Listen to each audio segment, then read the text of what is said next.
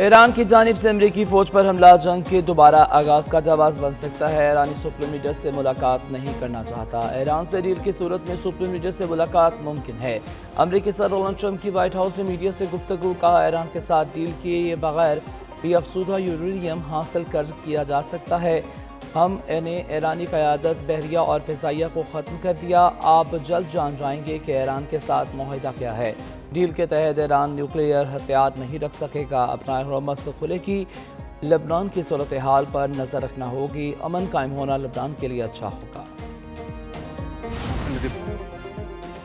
وزیر اعظم شہباز شریف نے صدر ٹرمپ کو ایک بار پھر مین آف پیس قرار دے دیا۔ وزیر اعظم کا امریکہ کی 250ویں سالگرہ کی تقریب سے خطاب، کہا صدر ٹرمپ کو ہمیشہ امن کے داعی کے طور پر یاد رکھا جائے گا۔ امریکی صدر کی بر وقت مداخلت کی وجہ سے پاکستان اور بھارت کے درمیان جنگ بندی ہوئی۔ فیلڈ مارشل مشترکہ مشرقی وسطی میں امن کے لیے پاکستان کی کوششوں کو آگے بڑھا رہے ہیں۔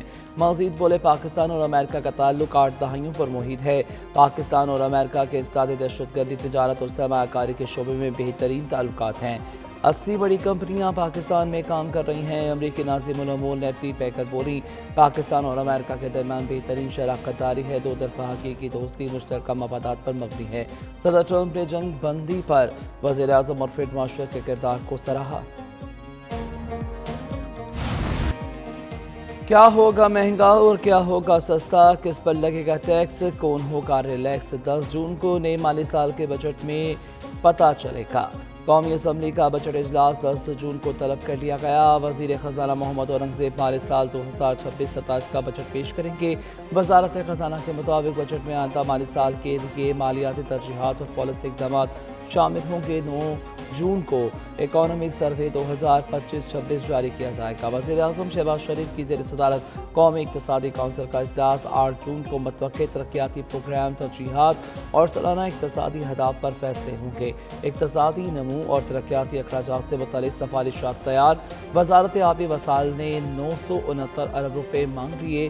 حکومت کی صرف 179 ارب مختص کرنے کی تجویز۔ وزارت تعلیم کے لیے 36 ارب کا ترقیاتی بجٹ مختص کرنے کی تجویز۔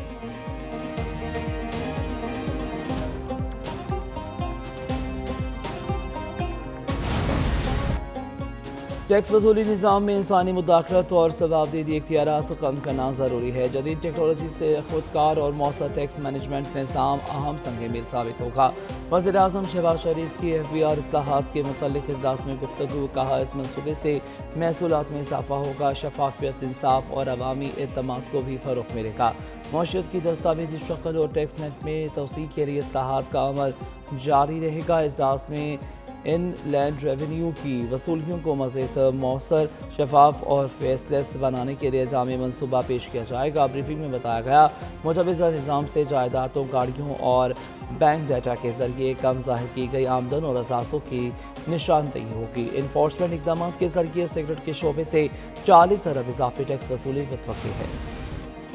اس ہاتھ دے بجلی بیک وقت 1 روپیہ 19 پیسے مہنگی اور 1 روپیہ 98 پیسے سستی ہو گئی۔ کراچی سمیت ملک بھر کے لیے بجلی 1 روپیہ 19 پیسے فی یونٹ مہنگی کر دی گئی۔ نیپرا نے نوٹیفیکیشن جاری کر دیا۔ بجلی اپریل کی فیول پرائز ایڈجسٹمنٹ قیمت میں مہنگی کی گئی ہے۔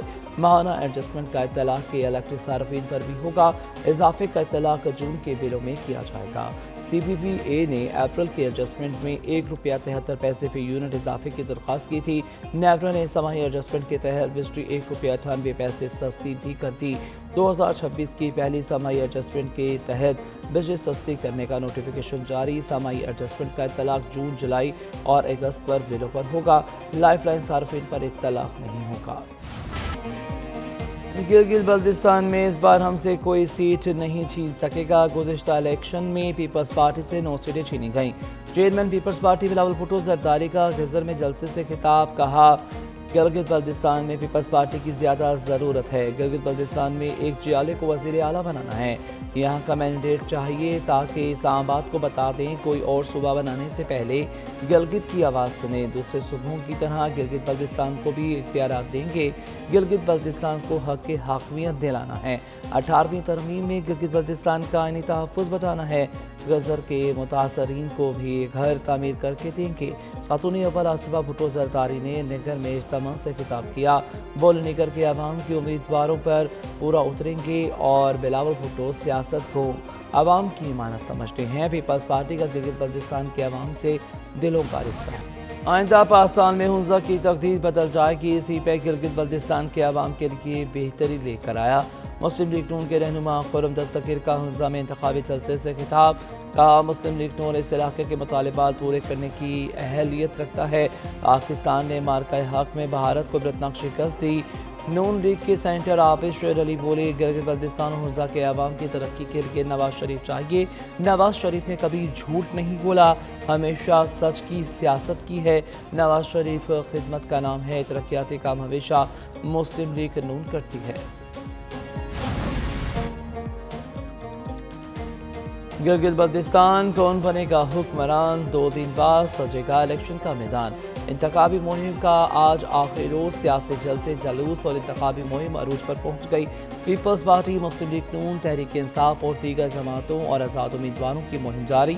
الیکشن کے لیے پولنگ عملے کی تربیت اور تعیناتی کا عمل بھی مکمل کر لیا گیا۔ شگر میں 17 پولنگ اسٹیشنوں کو انتہائی حساس قرار دے دیا گیا۔ گلگت بلتستان میں انتخابات کے موقع پر سیکیورٹی کے لیے پاک فوج اور پنجاب پولیس کے اضافی نفری بھی تعینات۔